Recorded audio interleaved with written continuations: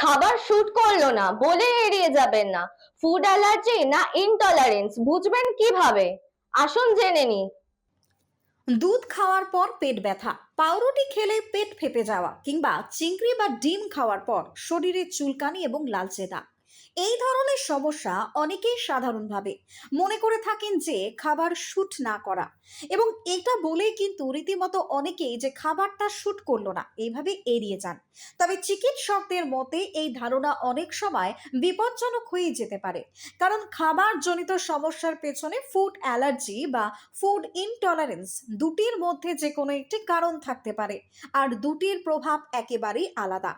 Indian council of medical research মানে ICMR এর তথ্য অনুযায়ী বদলে যাওয়া খাদ্যের অভ্যাস, প্রসেসড ফুড এবং পরিবেশগত নানান কারণে শিশু এবং প্রাপ্তবয়স্কদের মধ্যে খাবারজনিত সমস্যা ক্রমশ বেড়ে চলেছে। চিকিৎসকদের কথায় ফুড অ্যালার্জি হলো শরীরের ইমিউন সিস্টেমের প্রতিক্রিয়া। কোনো নির্দিষ্ট খাবারকে শরীর ভুল করে ক্ষতিকর শত্রু বলে মনে করে এবং হিস্টামিন নামক রাসায়নিক ক্ষরণ শুরু করে। ফলে কয়েক মিনিটের মধ্যেই শরীরে চুলকানি, র্যাশ, ঠোঁট বা গলা ফুলে যাওয়া, শ্বাসকষ্ট, বমি কিংবা রক্তচাপ কমে যাওয়ার মতো সমস্যাও দেখা দিতে পারে।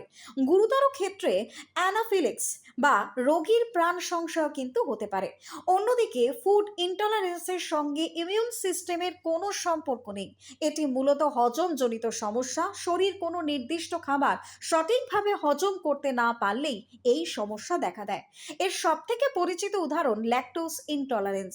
এক্ষেত্রে শরীরে দুধের শর্করা হজমের জন্য প্রয়োজনীয় ল্যাকটেজ এনজাইম তৈরি হয় না। ফলে দুধ বা দুগ্ধজাত খাবার খেলে পেট ফাঁপা, গ্যাস, মোচড় দিয়ে ব্যথা, ডায়রিয়া, বমি বমি ভাব বা মাথা ব্যথার মতো উপসর্গ দেখা দেয়। তবে অ্যালার্জির মতো এতে কিন্তু হঠাৎ করে প্রাণঘাতী পরিস্থিতি তৈরি হয় না। চিকিৎসকদের মতে কিছু সমস্যা আরো জটিল হতে পারে, যেমন সেলিয়াক ডিজিজ। এটি একটি অটো ইমিউন রোগ যা গমে থাকা গ্লুটেন প্রোটিনের কারণে হয় এবং দীর্ঘদিন চিকিৎসা না হলে ক্ষুদ্রান্তের ক্ষতি হতে পারে এবং শরীরের খাবার থেকে প্রয়োজনীয় পুষ্টি শোষণ করতে পারে না। এর ফলে রক্তাল্পতা, চরম ক্লান্তি, হাড় দুর্বল হয়ে যাওয়া, শিশুদের বৃদ্ধি ব্যাহত হওয়ার মতো নানান সমস্যা দেখা দিতে পারে। বিশেষজ্ঞদের পরামর্শ, কোনো নির্দিষ্ট খাবার খাওয়ার পর বারবারই একই ধরনের সমস্যা হলে তা অবহেলা করা একদমই উচিত নয়। খাওয়ার পর র্যাশ, ঠোঁট ফুলে যাওয়া, শ্বাসকষ্ট, দীর্ঘদিন পেট খারাপ বা অতিরিক্ত দুর্বলতার মতো উপসর্গ দেখা দিলে দ্রুত চিকিৎসকের পরামর্শ গ্রহণ করা উচিত, কারণ সাধারণ শুট না করার আড়ালেই কখনো কখনো লুকিয়ে থাকতে পারে গুরুতর শারীরিক অসুস্থতা। Bureau report, news Bangla time. St. Augustine's Day School, Barakpur.